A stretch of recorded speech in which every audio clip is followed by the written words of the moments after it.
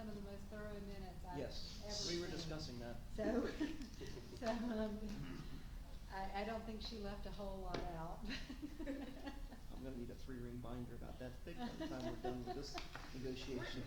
Let's keep this meeting short. Well, we got some things for y'all to sign, and we could be done in 10 minutes. Right. We'll see, we'll see. I guess, are we ready? Are we live? Yes, ma'am, we're live. Okay, we should probably start by stating our name for the record. This is just in lieu of a sign-up sheet, so we're not passing around quite so much paper. So I'll start. Karen Nelson, Deputy City Manager. Chris Ambrosio, City Attorney. AJ Soto, Budget Officer. Elise Broche, Legal Assistant. David Cogle, President, FOP Lodge 17. Steve Agnes, Staff Rep, Labor Council, FOP. Keith Brown, Labor Council, FOP 17. All right. So, do y'all have any proposals for us? You want to start there? We were Dick? hoping that all would be in your court today. Okay. Now, we do have some things. You want Ready to- to talk about 15, 16 real quick? Yeah, did you want to go ahead? There's a couple that we can TA off on. Oh, Get them okay. out of the way. Article 15 and 16, bereavement and resignation. Yes. Do you have a copy of those, Steve? We got a copy, but it's not a clean enough copy to The sign TA? off on. Yes, ma'am. You have it with the boxes. What are we doing, 15 and 16? Yeah. If not, I can. I have a copy we haven't changed 15 and 16, right? No, we're not making any changes. and 15 they're and ready. 16 were the only changes there were the language of personal leave. So now that that's off the table, We're ready to TA those to. Those two will stay status quo. correct.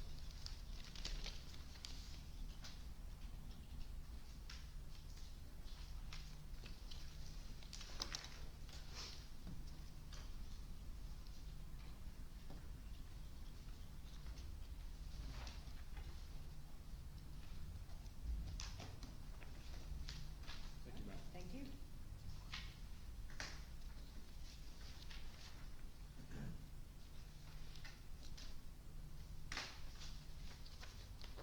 Okay. Well, we do have some proposals. We would like to start with, the first group of proposals are the non-economic ones. I mean, some of them have some economic component to them, but they're mostly non-economic.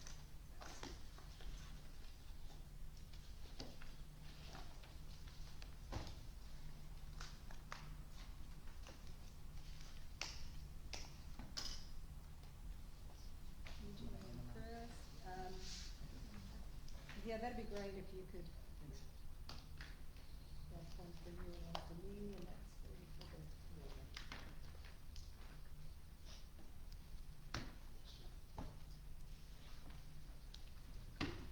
I do, thank you. Did I give Chris 2 and I should have kept 1? Did you give Chris two? All right.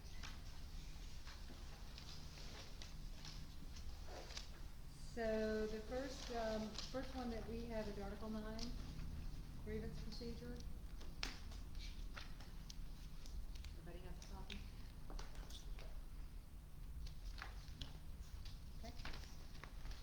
In 9.3, we talked about last time changing the sergeant, the lieutenant to commander. I have You were no gonna comment check on with, okay? And that is, I checked the PERC certification, and 3 years ago when we did the corporal unit clarification, we also did commander at that time, so all we gotta do is just a language change, we don't have to do anything with PERC as far as that goes. Excellent, so that, at least that segment is, that part of the section is good to go, right? Yes, ma'am. Okay, and so then in 9.9, last time we brought a proposal to you for 10 days for each of steps 1 through 4. We have since revised it to, we're proposing 10 days in step 1 for the union to file a grievance, 10 days for the city response, 14 days in step 2 for the union, and we're leaving the city response time at 21 days.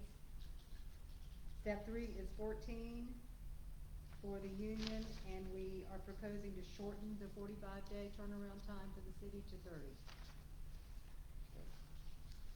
And then step 4, again, is 14 for the union. So your initial proposal was 14 at all steps. This provides you that 14 at all steps and shortens the city's response time. in step Except for the 3. first one. 10 on the first. 10, First so- is 10 and 10. So we both get 10 on the first. Yeah. We get 14 every other step, and you guys Yeah. shorten 45 to 30. Right, and the main reason for that is we understand you need a little more than 7 days to get a grievance filed. We have to take into account that, someone may be off on leave or whatever the case may be.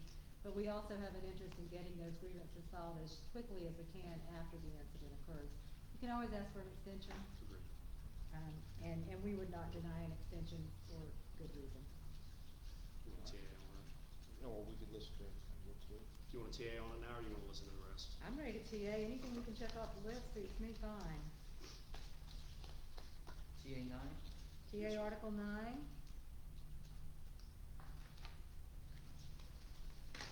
Steve, you just want the first page, right? I'll go ahead and sign all 3 of them, or all Okay. 5 of them, it doesn't matter, it's Okay. usually better. All right, This was language on all of them. sure.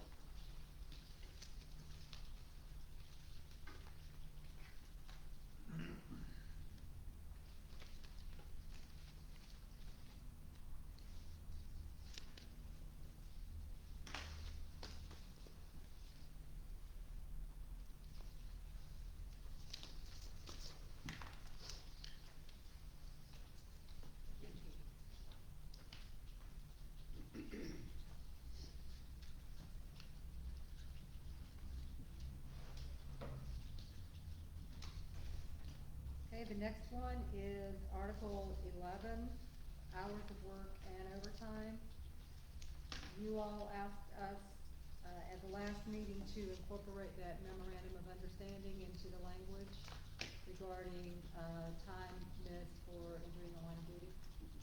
And so we've done that. In 11.4, we've added, except that time missed due to an injury in the line of duty shall be counted as time worked in calculating overtime pay. Now, in our first proposal, we talked about striking the words "and sick leave" from Right. the same section. And again, sort of echoing your comments last time, when we talked about personal leave, that we shouldn't be discouraging employees from using sick time. When the police department obviously works a lot of overtime. I think last negotiations, we talked somewhere right around 11% or a little over 200 hours is what the budgeted amount is for employees' overtime use, including all the secondary and tertiary duties that we ask our officers to do. They often accrue a lot of overtime. And given the choice between overtime or calling out sick, we shouldn't be making our officers make that choice. We do agree with you that if you're sick, you should stay home. The current language makes employees make that choice, where they have to choose, do I get overtime for that call out that I got as an evidence technician, or do I call out sick and lose that overtime? So that's why we asked just the words "and sick" be stricken for the overtime calculation. I understand the point.